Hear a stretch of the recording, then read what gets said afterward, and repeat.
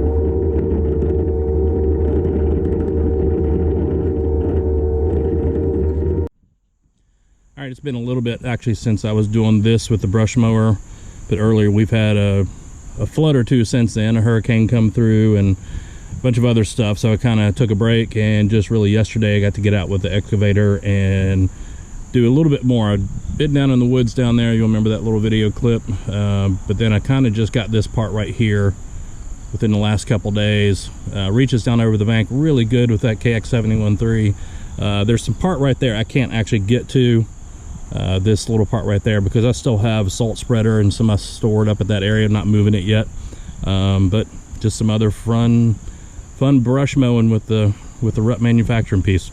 Have a good weekend.